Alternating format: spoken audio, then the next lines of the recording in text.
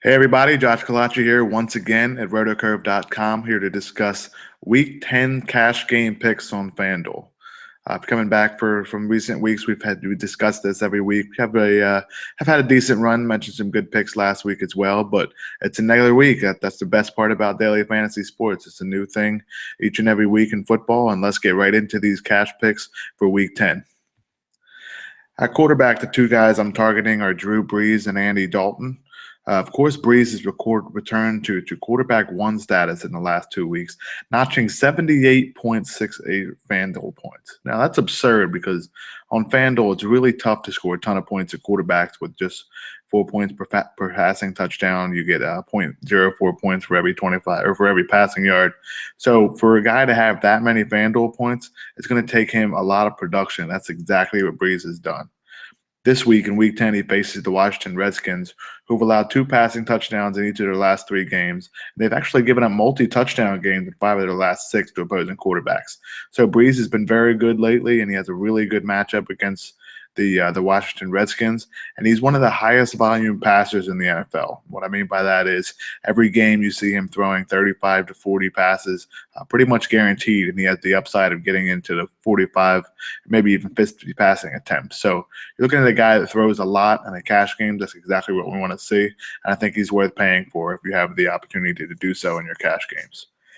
The next guy is a guy I've been targeting all year at a lower price. His price has risen, but I still think he's worth looking at, and that's Andy Dalton for the Cincinnati Bengals at 8,100. He faces the Texans this week, and the Texans have allowed the 10th most fantasy points to opposing quarterbacks this season. Other than J.J. Watt, Jadeveon Clowney, they really struggle on defense, and that's definitely including their secondary.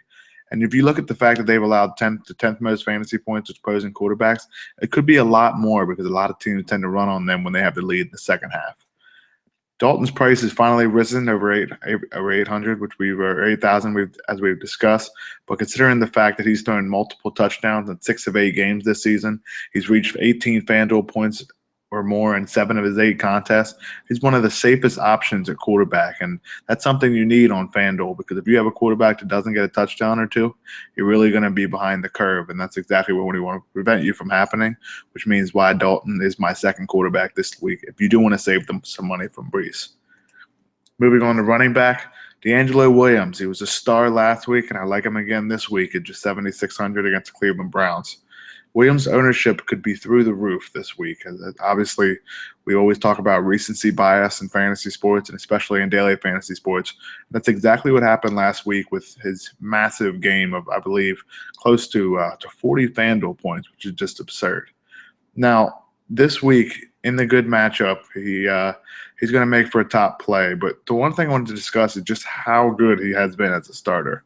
In 3 weeks as a starting running back for the Steelers with Le'Veon Bell out, he has 13.7 FanDuel points, 29.2 FanDuel points, and last week he had a whopping 37.5 FanDuel points. And all 3 of those came against talented defenses. So do not discount his performance. He has been very good. And he faces the Browns, who we discussed as one of the worst run defenses in the NFL. They've given up the most rushing yards to opposing running backs, and the 5th most fantasy points to opposing running backs as well. So a guy like Williams, who should see his volume boosted even more if Ben Roethlisberger is out, and he very well could be, has a good matchup and has shown the ability to carry the load. So he makes for a perfect pick for me in cash games at running back. The next guy is Doug Martin, running back for the Tampa Bay Buccaneers. Martin's an excellent matchup against the Cowboys this week, and a lot of people don't talk about the Cowboys matchup being a good one for running backs with Greg Hardy there, with Randy Gregory there, some decent linebackers. But they've actually allowed 27.24 FanDuel points per game to opposing running backs, which is the second most in the NFL. Martin has actually been very good in good matchups this season, and that's something I look at for cash games because if I see a consistency or a certain pattern, it's going to make for a nice play in cash games. That's exactly what you've seen with Martin in good matchups. He notched 35.3 FanDuel points against the Jaguars, 18.6 against the Redskins, and he also posted 22.8 against the Panthers, who have a very good pass defense, but the way to beat them, as people have shown, have been on the ground. So Martin is likely to see a ton of work as the expected game flow goes in favor of the Buccaneers running back and their rushing attacks, because in order to beat the Carolina Panthers, you're going to have to tire out that defense. In order to do so, you have to run the ball. Considering the fact that the Tampa Bay Buccaneers are facing the Cowboys this week, that offense just struggled. They're not going to be able to stay on the field a lot. Des Bryant is back, but Matt Castle's still the quarterback. That means Doug Martin's going to be in line for a ton of work as well, and I expect him to see a lot of carries like he did against the Panthers. The last guy is Jeremy Langford, who was a Monday night savior for a ton of people. After the pregame scare of Kadeem Carey announces the starter and him getting the first few touches, it really turned a lot of people off, but he really came back and has proved that he was the guy. He had 18 carries, caught 3 passes, scored a touchdown, and he proved that he's the guy going forward in that Bears backfield to own, and that makes him a very nice cash play in a tough matchup against the St. Louis Rams at 6,200 in Week 10. Now, targeting guys in tough matchups is tough, but I think if you have a guy with Langford, his expected volume, I think it's enough to overlook it, especially at his price at just 6,200.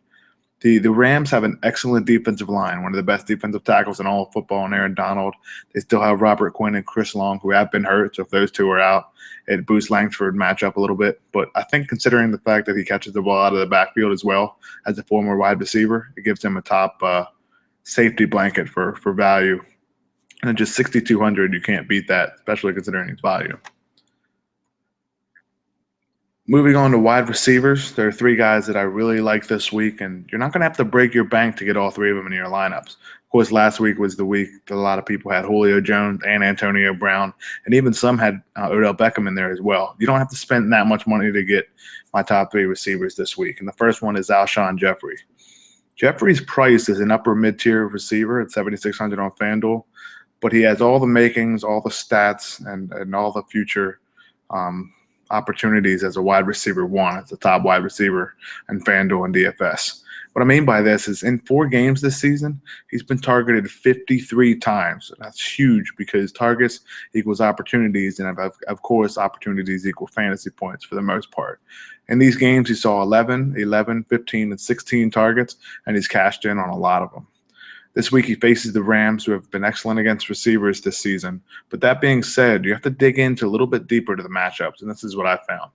They face the Browns, the Niners, the Vikings, the Redskins, and the Seahawks this season in 5 of their 8 games. And that's huge because not any of those teams have had a lot of success through the air, and most of them run the ball.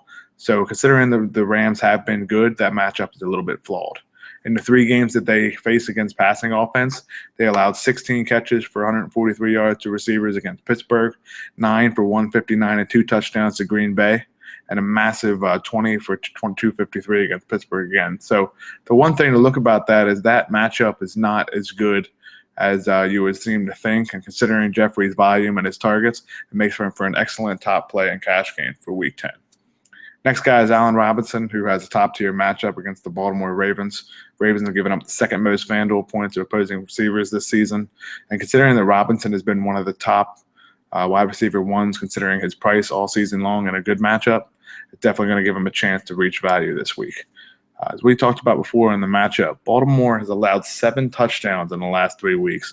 Considering they've allowed the second most FanDuel points to opposing receivers, that shouldn't be surprising.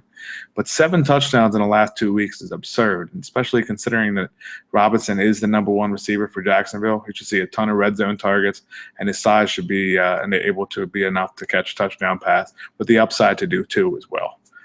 Allen Robinson has had at least 9 targets in each of the last 7 games, and he's caught at least 6 patches in the last 4. So his floor is very high, considering he catches a lot of passes.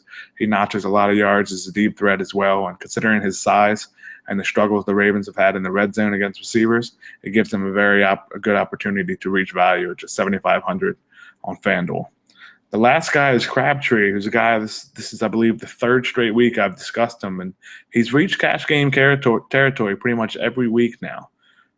His price has not increased as much as it should have. I think he should be closer to 7,000, considering his last few weeks of production.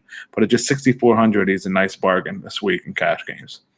In 8 games this season, he's scored at least 10.5 FanDuel points in 5 of them, and he's caught 14 passes for 210 yards, 3 touchdowns in his last 2 games, and he actually has 4 touchdowns in his last 3 too. So he's been very successful of late, and being on the other side of Amari Cooper doesn't hurt, and that's exactly why I like him this week, because he faces the Vikings, who do have a good number 1 corner in Xavier Rhodes, but I expect Rhodes to shadow Amari Cooper, and that leaves Michael Crabtree up to facing the number 2 corner or the number 3 corner for the Minnesota Vikings. And that's exactly how Crabtree has had success in recent games against the Jets and teams like that. So considering Crabtree is going to just feast on that second and third cornerback and how well Derek Carr is playing in that Oakland offense, he makes for a very good option again at 6,400.